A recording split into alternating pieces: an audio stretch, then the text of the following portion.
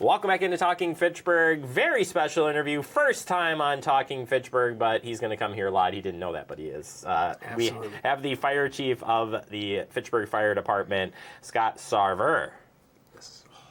Said I'm really bad with names. Well done. Yeah. Well, we'll see if I do that again. All right. I'll finish this off with saying it wrong, but nevertheless, welcome to the city of Fitchburg, Thank and we're certainly glad to have you here. I am super excited to be here, and thanks for having me. Thank you for being here. So we'll start with just getting to know you. If you didn't make it out to we had these community engagements where they got to meet the candidates and you were presented there. I don't want to make you walk through like giving us your whole life story. However, for people who are just meeting you for the first time, what do they need to know about Scott? Well, Scott. Scott grew up in the Midwest in eastern Iowa. I graduated from college, University of Iowa. Sorry, Badger fans. I don't hold much allegiance to him, though. So anyway. That's okay. We're still glad to have you. Yeah, so after that, I went out and followed my ski bum dreams in Colorado and worked my way through some degree stuff and ended up being a volunteer firefighter, which led to being a full-time firefighter, rising up to the level of a division chief out there. And then my family and I, my two sons, and my wife have been vacationing in Wisconsin for a long time. Obviously, I'm familiar with the area due to my upbringing. And we've been working on a plan to transition our lives out here for about 2 years. So everything fell in the right places. My son was going to college here at UW. And now he's just gotten a job at the Milwaukee Fire Department as a fire cadet. My oldest son is working in the Wisconsin Dells area, and my wife is working remote, and everybody's really happy and excited to be here. Well, that is quite the feat. And so, familiar with Wisconsin, so far, what do you think of Fitchburg and the area? I mean, obviously, you've gotten tours of it, and you've been going here for a little bit. Fitchburg is great, and you guys are familiar with a term called Midwest Nice. Mm-hmm. That is a real thing. So I'm from a thriving metropolitan area, Denver, Colorado, and sometimes the intensity and the stress of congestion just drive people, I think, to be pretty amped up. It doesn't make for much of a community Midwest nice feel. So I would like to compliment Fitchburg and the rest of the Wisconsin's residents for still maintaining the Midwest nice. So that's what I like about it. Fitchburg itself is very much like the community I lived in for a very long time in Colorado. It's about, I think as far as growth in population and activities are going on in Fitchburg, it's about 20 years ago from when I showed up there. So very similar. I feel like a lot of the challenges I worked through as a resident and an employee in that area for the fire department are very similar to what Fitchburg is facing right now and probably in the next couple decades as well. So I think it's a really good fit, and it feels very familiar to me. Let's talk about the fire department as you've observing and kind of getting to know everybody. What makes you excited about the Fitchburg Fire Department in general? Because there's a lot of we've covered a lot of things here, so I'm biased, and I know there's a lot of great things happening there, but what have you noticed so far as the department? The department, I'm a little over a month in, getting to know the faces, putting the names with the faces, so I'm feeling good about that. I think the thing I'm most excited about is the incredibly positive attitude and intent that the firefighters have. I think there's a ton of potential, there's a ton of challenges coming their way, but they're very excited, and all I hear about is wanting to do better, do more, and provide better service. So that to a fire chief is a dream. Obviously there's challenges in our way that we're going to have to overcome as a community, but I'm confident we'll do that. But again, that positive attitude is really refreshing to see. So. Well, that's good. They are, and I would agree. I mean, they are constantly on the training, constantly on the forefront, and constantly can want to do better, which is, you couldn't ask for better employees if you want, if you need that. Yeah, and year to date compared to 2024, our call volume is already up 7% more. Yeah. That's been a trend over the last several years. So they're doing more. There's more buildings. They're doing a lot more inspections. So facing those challenges is exciting, and especially when you have that positive attitude behind you.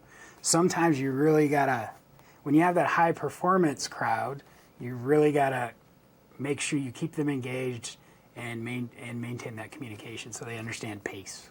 Well, and you got multiple you got 2 different stations, lots of employees as mentioned, and a very fast growing city. So, I mean, it's a grind. And Great fire stations too. Very, yeah. they are nice, aren't they? Yes, great fire stations. And built for the future too. That's good. Well, that's good. And let's talk kind of moving into the future. We're going to get your crystal ball out right away here and just see where you go. But, there are certainly challenges with a growing city. We had a failed referendum and a lot of things surrounding that. So as you move forward and kind of assess, what are some of the challenges that you're going to be working on as you continue to grow in your position, but lead the fire department? Challenges: increased demand for service, more congested streets, and different types of service calls, I think, are the big challenges. Looking into that at times foggy crystal ball, it's really about predicting what and when and what's the right timing for change or addition. So I think initially we want to continue to build our career staffing levels. And then we want to make sure that we have the right people and resources in the right places to get to the majority of those calls as quickly as possible. We're doing a good job of that right now. But I think this initial period is really focusing on the staffing levels, making sure we're adequately trained, and then moving on to some of the secondary stuff is, creating areas we can train more frequently in and still be able to respond. And then finally, just as you grow in your position, what do you want the public to know about the Fitchburg Fire Department? I guess as a chief, as a leader, as a department, what will be that message that you'll communicate? How fire departments and EMS work can be a mystery to some folks because typically people call us on their worst day and we come to help solve the problem. So it can be a mystery, but I want everybody in the community to know that every single day, all we're doing and all we're talking about is how we can provide better and more efficient service. So when you see us, understand, there used to be kind of a perception that firefighters were in recliners watching football games and eating ice cream all day. I can tell you that that's rare. And a lot of times people in the fire station say, why do we even need the recliners? We never sit in them. There's just a lot more service demand, a lot more challenges out there. And your firefighters and your administrative staff of the fire department are working really hard to make sure we're prepared for that next call. All right, now let's go to the creative questions. Green fire trucks. So what's your opinion? So I'm not super hung up on fire trucks. I'm not that person, right? No. But I think it's unique. I've noticed that there's a lot of pride amongst the firefighters about the color of the fire trucks. I still have yet to discover the true root reason of it. Interesting. I don't know if we've ever dug that up.